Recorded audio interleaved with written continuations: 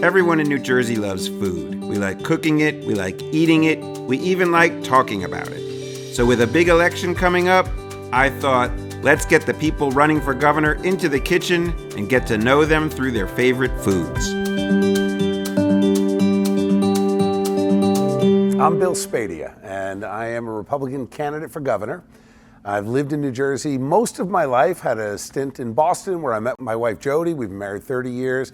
We chose New Jersey to raise our kids, start our business, and grow our family, and we love it. Well, I was born in Camden and grew up in Cherry Hill, so I'm a Jersey guy. I mean, this is a great state. You're right in between New York and Philadelphia. We've got 4 seasons. We've got the best pizza in the country, and there's a Jersey edge, which I love. We have an attitude, and I look at it as we're blunt, we're forthright, we're truthful, we're honest, and I think parts of the country look at that as a little bit edgy. Maybe they think it's rude. I love it. We call it normal. Today on Cooking with Koppell, I'm making scallops, mashed potatoes, and sauteed Robbie.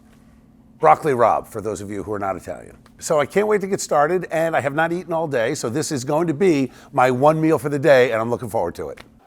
Okay, I'm excited to have Bill Spadea in the kitchen. What are we going to be cooking today? Jonathan, happy to be here. This is fantastic. So we're taping on a Friday in Lent, so I've got sea scallops. Okay. Got to have fish today.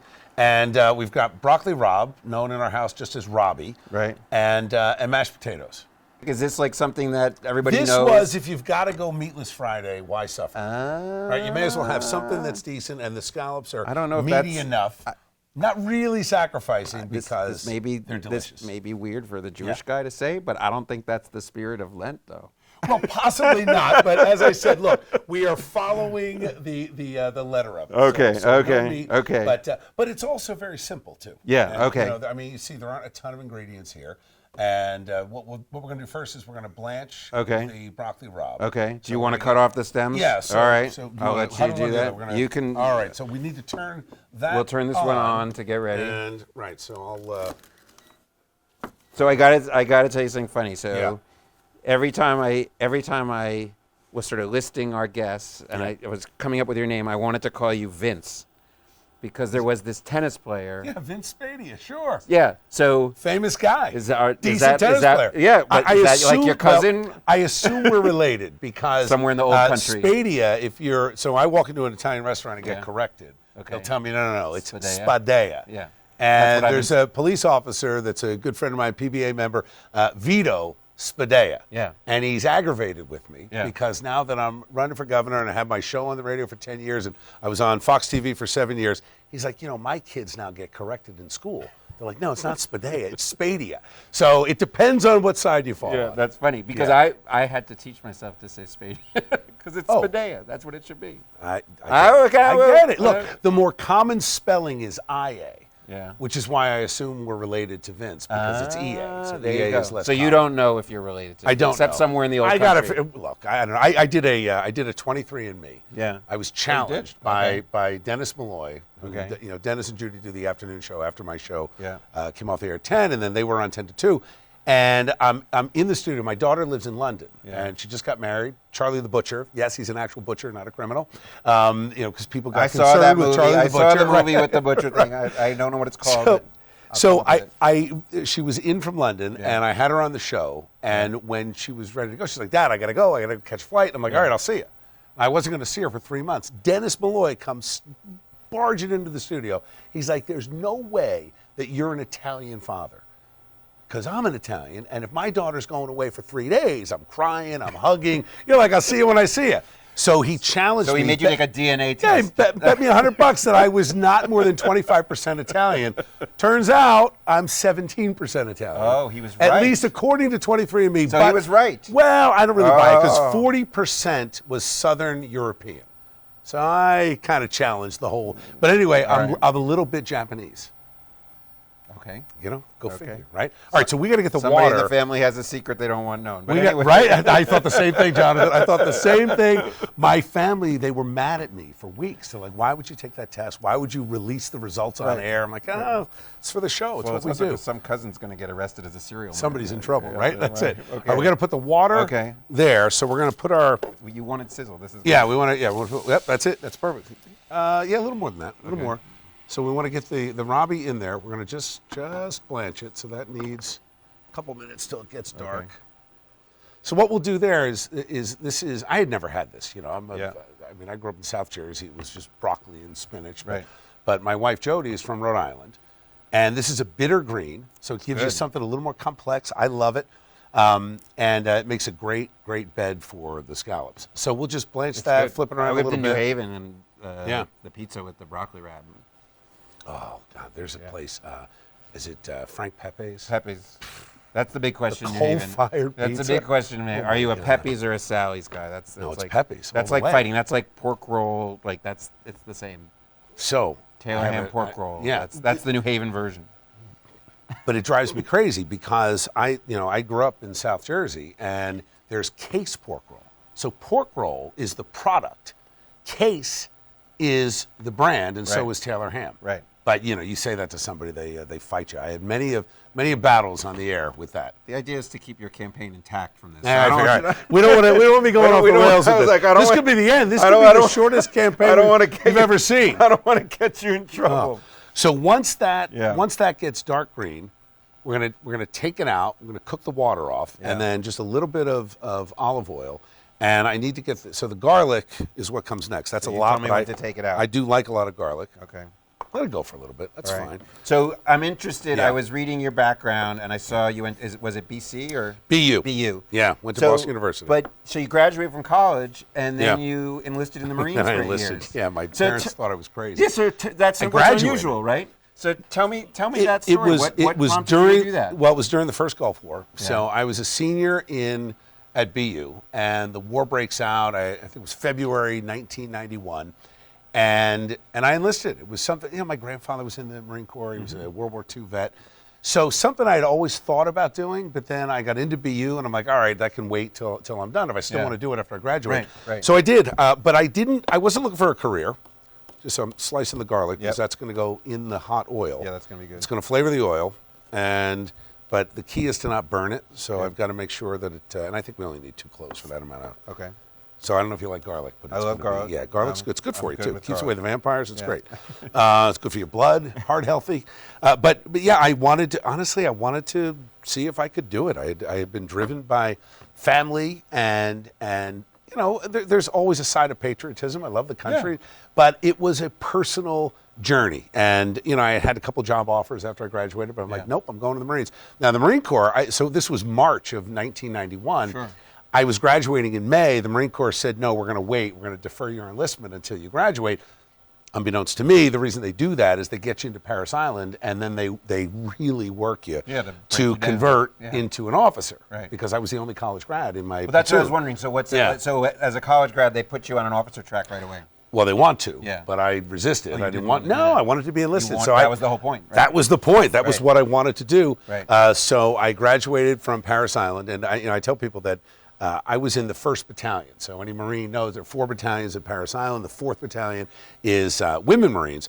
And I was the 1st Battalion, so we were right off the parade deck where all the graduations take place. So 13 weeks at Parris Island, every Friday, I'm watching these Marines graduate. I'm like, oh, can't we be done yet? Are we done with this yet? It was tough, but great experience. Sure. Yeah, I'm it was great. sure. I think that's done now. We're good now? Yeah, so now okay. we'll put that out. Yeah, we're going to take that out in here. Let that water cook off so we don't splash it. But yeah, it was a great experience. Still have a lot of friends and a lot. Look, I was in the Marine Corps Reserve, so I'll take that last one out. So let's just cook that off, then we'll add some oil. But for me, I joined. I was an 0844, which is a fire direction control man, which artillery. Okay. So I get in the Marine Corps, and they give me a box of pins and a protractor. Right. And you're directing where these howitzers are firing. But I did 8 years, 4 years in the active reserve, and then 4 years in active reserve. Yeah. Got my honorable discharge in 1999, but a lot of guys I went in with deployed to Iraq after 9/11. So God bless those guys. They're the heroes. I had a guy who was my student in business school at 9/11, and he was older. Yeah. And Did he go in? He went in, and it was a challenge though for him. He was, I think, 31 when he went down there. No kidding. Yeah, and he said it was not easy. And everybody's calling him grandpa and everything, and he's 31. It's sort of funny. But. Well, you feel old at 31. Oh, I mean, I'm sure he did. So I was So 20. are we cooking something? Yeah. With So this? once this, I'm Yeah. just letting that cook off, and Yeah. I guess we could dump it in the sink. Yeah, I'm gonna do that. 'cause Yeah, we let's gotta- dump that. All right. This is why we got a time crunch. We here. got a fake sink, but I'm gonna use it. Is that a fake sink? No, we had. No, it's a real sink. We're in a real kitchen. It's a totally all good. real sink. By the way, this is a fantastic studio. Yeah. The brick looks real to and me. Say, the crew here, these are all students and great. our alums of our program here. I love who it. are all they're all in the biz, and they came back, and we're all doing this here together. It's a fantastic illustration of what the university does. Jonathan, I saw the radio studio, and I walked in, and they're like, "Is this kind of what it looks like?" I'm like, "No, it does not look like that at all. This is the state-of-the-art, beautiful studio." So unfortunately for the students who are getting into radio, let me tell you, the actual radio studio you're going to work in, not as nice. So enjoy it while you're here. So we've had this. Our students graduate, and Yeah. they train on the state-of-the-art equipment, and Yeah. then they go to their first job, and they're like, "I don't know how to work with this No. stuff." Well- that is a real and real even problem. the You big gotta studios, Throw that in. like you're putting this stuff together with duct tape. All right, All we're right, gonna let the girl cook. I'm gonna give that. I don't want that to cook more than maybe 35, 40 seconds. Okay. Because the minute it gets a burn taste, it's awful. And then we're gonna do that while we take a break. Oh. Then we're gonna come back and we're gonna cook those scallops, which We're are done. actually making my mouth water. We're ready. We're gonna do that. Love it. We'll be right back.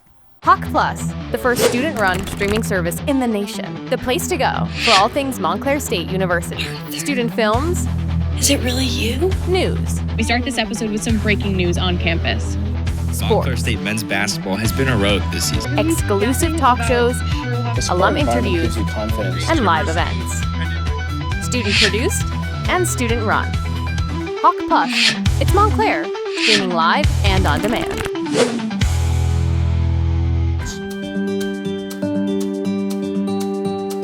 While you were away, Yep. This happened. this is what happened. Right. The Robbie went in the garlic we're and the gonna- oil. So the Robbie's in, a little salt, actually a lot of pepper, and we're just gonna swirl that around. So did you get into media stuff right when you came back? No, I am such an accidental host. So what happened was, it's a funny story. I got into real estate. All right, so we'll let that sit. Now let's turn the heat off. All right. So we turn the heat off and let that just sit. Okay. Yep. So I got into real estate, believe it or not. And I worked for Jim Weichert for many years. Great guy, great company. And I was almost 14 years in corporate real estate. So managing budgets and people and thousands of agents. I ran our national sales team for a while. And it was, and I did a lot of the openings with our franchises. So I would train the agents. And you really get a perspective. You learn the Jersey edge that we have the minute you're training real estate agents in Northwest Arkansas. They move at a very different pace than we do. So Jersey guy comes in, they're like, whoa, slow down, bring it down a minute. While I'm talking, I should make this, right? Okay, I got it. That's how All right, here's what I'm we're going to use multitasking. this. I'm going to use this. Okay. So what we need here, so the scallops, we've got a few of these here, just a little bit of flour. Some flour. Yep, a little bit of black pepper. And we're going to use the salt here. Right, so This is my kind of cooking. A little bit of this. A little bit of this, a little bit that. of that. I don't measure. You just do things to taste, right? That's how I make Jersey. sauce on It's something. how you feel. It's how you feel, exactly. All right, that can come out of there now Okay. if you want to just, well, I've taken your... It's all right. All right, I'll so put it on the board. Very simple. So we're going to turn this on. And again, I'm used to gas, but we're going to do this up to 6. Want to get that nice and hot. Yeah. We're going to put a little bit of oil in there, and then I'm going to use the butter. All right. Yep. So we'll let that get nice and hot. So how first. did that transition from real estate happen? Totally accidentally. I was involved in politics. I'd run for Congress 20 years ago, 2004. So that was while you were doing the real estate stuff. While I was doing got real involved estate, in politics. I got a little bit of a bug, and I Okay. ran for office, and it was a great experience because I'm a Republican, and I'm running in a district that was 3-1 Democrat. Yeah. But I decided to knock on doors. We didn't have a ton of money. Yeah. So we knocked on 16,000 doors. And I walked 200 miles to all 44 towns. Amazing. And from Labor Day to Election Day, we How many went pairs from of shoes? 3. Great question. Yeah, 3 pairs of shoes, right? Amazing. You actually will wear a hole in them. Right. They don't make things like they used to. So, but what I learned from that is that you can find common ground with anybody. It doesn't matter what side of the aisle they're on. Yeah. And even though I lost, we went from 21% in the polls on Labor Day to 40% on Election Day. So huge. It's harder to vote against somebody who you actually talk to. It's all eyeball to eyeball. Yeah, You're shaking hands. And I learned that, and that translated to the radio because my audience, more than 1 million people, and a third Democrat, a third Independent, a third Republican. Right. So I think part of the problem in politics today is that people are too hyper-partisan. Yeah. It's really not about that. It's about solutions. It shouldn't get be. the roads fixed. Get my gas and electric bill down. Get my insurance costs down. Fix things. Well, that's the line. There's no Right? Republican or Democrat way to pick up the garbage or plow the snow or whatever, right? Like, Well, that's it. Exactly. That's it. Firefighters, that's cops, why everybody local in between. politics tends to be a little less partisan and so on, because it's about making it possible for me to live my life. Right. Okay, so the butter's going All right, in. so the butter. So I put a little oil in so we Yeah. don't burn the butter. We're going to just let that melt. All right, then we're going to take our scallops and we're just going to do the top and the bottom, not the sides, because you don't want it to be gummy. Whoops, Yeah. that one fell, so I'm going to leave that one out. Okay. All Well, right. That's interesting. So you don't put it on the sides. No, because scallops, much. they cook so fast. Yeah. So something like this is going to cook in maybe a minute, maybe Yeah. a minute and a half. So I think this So is... it's interesting, though, the political bug bit you, and then Yeah. it went into remission, I guess, for 20 years. Obviously, I- you're doing you know- politics when you're on the radio. The somewhat. show was a lot of food, though. Yeah. I mean, this recipe came from talking to people on Fridays in Okay. Lent, and my wife What loves do you eat? scallops, and what do you eat? Right. That's So, funny. so it was a show about people. Yeah. And what they do. Yeah. And I would say most about, honestly, the biggest complaint you'd get on the radio was traffic. Yeah. Right? Traffic, potholes. All right, so now I've coated By the way, the top and bottom By of the way, this. I'll tell Yeah. you something we have in common. What's that? That's the biggest complaint I get as president of Montclair State University is traffic. so Right. I hear you. Yeah. All right, so now we're going to put these in. Yeah. I need, I think I'll use that. The tongs.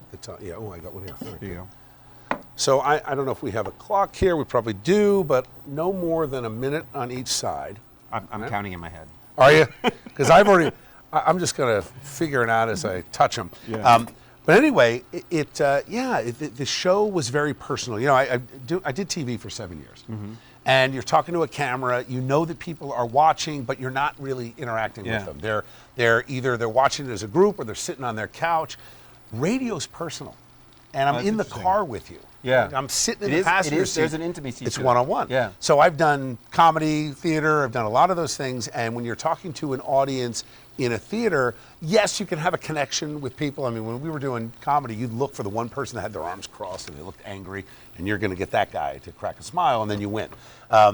With radio, it's personal. I am Yeah. having a one-on-one conversation. So That's it's the way not it feels. broadcast. That's the way it feels. Yeah. And all right, so this, I see the Yeah, butter's I think getting you can brown, so turn now them, we're going to yep. flip these. Yep.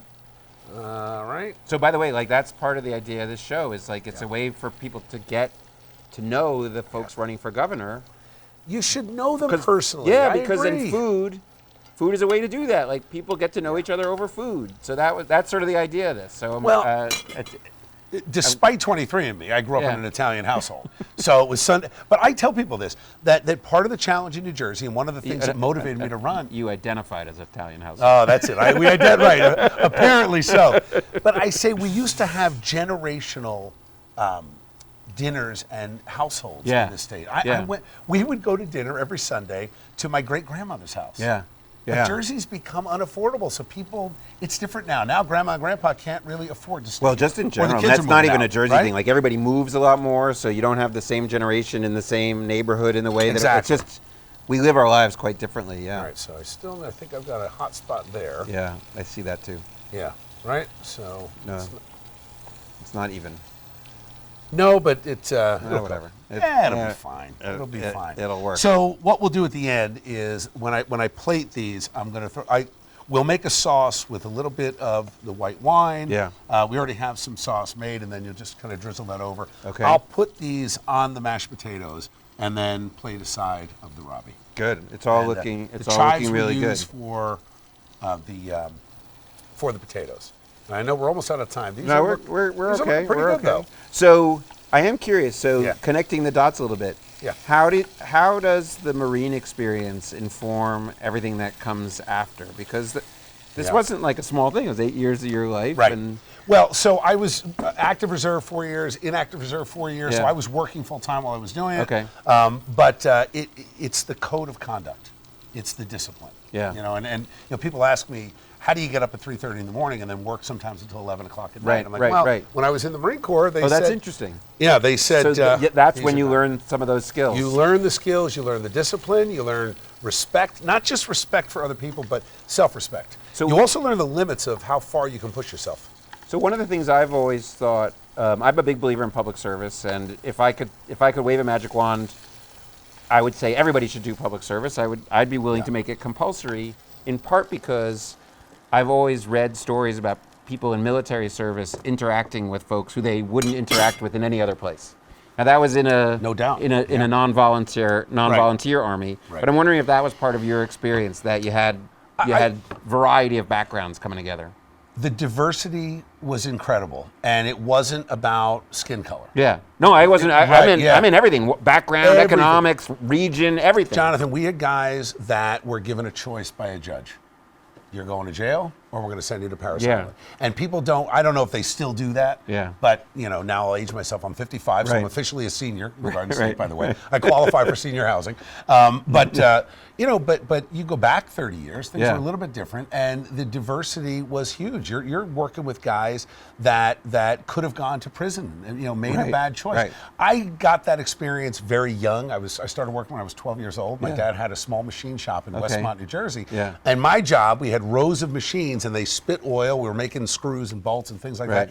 I would lay this thing called an oil zorb down to pick up the oil. We absorb it. You walk down to the end of the aisle. You come back with this scraper, put it in a bucket. I'm 12 years old. That's my weekend. You clearly remember that. That's Okay. when I decided to go to college. So it looks like the scallops are They're done. So We're ready to plate. So I don't have a plate, but No. what we're going to do is take a break, Yeah. make it beautiful. And then the magic of television. it will be plated. Right. Bill is going to prepare beautiful plates Right. with our fantastic scallops, and we'll sit down and eat, and we'll continue a great conversation. I love it. Thank you. At Montclair State University, we don't just create opportunities, we transform lives and strengthen communities. Here, you'll learn by doing, guided by expert faculty who are advancing research and deepening our understanding of the world in education, healthcare, psychology, science, criminal justice, business, and technology. Our location in the heart of the dynamic New York, New Jersey region offers access to internships and careers, from Wall Street to Broadway, from startups to Fortune 100 companies. Montclair graduates go far. Alumni are leaders across industries, driving progress in their companies and communities. At Montclair, we believe in your future and make it possible with an education that's both top tier and affordable. Join a university that values you, supports you, and prepares you to soar.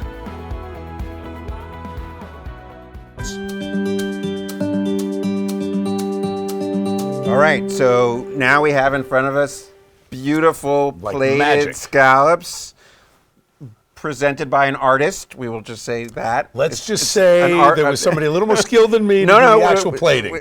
it was done. But I did cook it. That was not a camera trick at all. We actually did do it. When we're going to eat the scallops, you We're going cooked. to actually eat the scallops. So, but what you were just telling me, but you before you were married, you wouldn't have made a scallop to save your life. I couldn't boil an egg. Yeah, my wife Jody taught me everything I need to know about cooking. But now it's almost therapeutic. I mean, our days are busy. Yeah. And now, running for governor, it's 7 days a week. Yeah. And Jody's with me 95% of the time. We're just on the road. We actually see each other more now than when I was working in real estate. When I was traveling 2 weeks out of the month. And certainly radio, getting up at 3:30 in the morning and gone till 10, 11 o'clock. But it's therapeutic, and that's our relaxation. Yeah. So to get a Sunday afternoon off, as an example, and cook sauce, although we fight about whether it's sauce or gravy, but that's another Gravy. Italian Good, that was thing, right? good New Jersey. Yeah, It's gravy. gravy. It's, Yeah, of course, I know. I don't get She's that, from but- Rhode Island. It's sauce. Yeah, I get oh, it. yeah. So we can dig in, but All right, here's let's my do question. it. You already sort of talked about this a little bit, but Yeah. for a lot of people, food is very sort of almost emotional. It Yeah. connects you. So when you're eating, like, is there a food memory or a food connection for you that immediately evokes a certain thing? I mean, you talked a No, little about not eating really. at your great grandmother's house a little bit. I'm always looking for pizza. I just Okay. love pizza. I don't know who doesn't love pizza. Yeah. But I also look for meatballs. And you can really judge a place by how good are the meatballs. Okay. And that was something that, on a Sunday dinner at my great-grandmother's, you've got a pile of sausage and meatballs. And my uncle used to eat pig's feet, which I never understood or got into. I never really got that. Okay. Yeah? It's Is it right? pretty good. What do you think? It's good. I like the bitterness of the Right, of you the get the broccoli bitters. with it. Yeah. No, they go well together. I get it. Yeah, and the potatoes and the sauce and a little bit of white wine and that's it. You don't Yeah. need much. Yeah. So it's simple. It evokes a feeling of comfort Yeah. because I'll only have one meal a day because we wait till we get. I can't afford to get tired or dragged down, and Right. sometimes you're doing so many things. And I'm the guy who, if I have this meal and then I have to go give a speech, no question there's going to be a piece stuck in my tooth. There's going to be a little bit of green right there, and everyone's going to notice that. So I just avoid it. That's it. Things you learn for politics, right? That don't eat before you get up and talk. Don't eat before you talk. So, anything that from the various experiences that you've had changes, you think, how you approach jumping into the public service arena? Yes, and part of it is, and I've told this story. You know, I was getting ready to get back into television. I was working out a show with Newsmax, and my show was just took off. I mean, right after COVID, I was one of the few people, what I consider a voice of reason against the mandates and the lockdowns and all that, and the audience exploded. And as a result, the revenue exploded. So we became the #1 revenue generating show. And I had no intention of getting into politics, but I think that New Jersey has a serious problem on both sides of the aisle. You've got a Democratic majority that, if you ask me, and if we're talking even out of a partisan group, that I think a lot of the policies hurt middle class, hurt working class citizens. The problem is that the Republicans are not an effective opposition.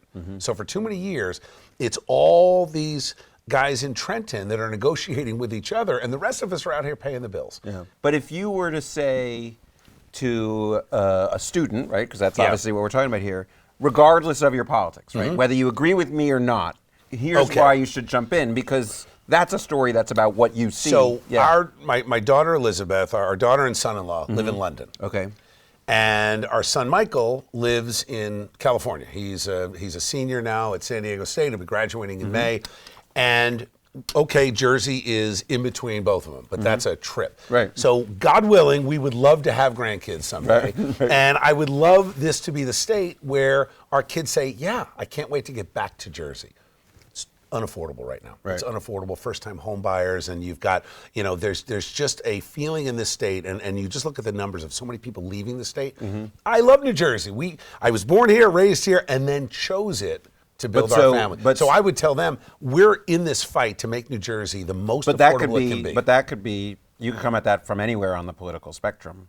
Right? I think so. That's right or left well, or whatever. Here's what's funny. If you listen to the ads on both sides of the aisle, everyone's talking about affordability and lowering taxes. But so the point would be, from my perspective, would be, it's a way to make the place the way you want it to be. We may not agree on what that is. I had a decision to make that I was blessed with this enormous audience.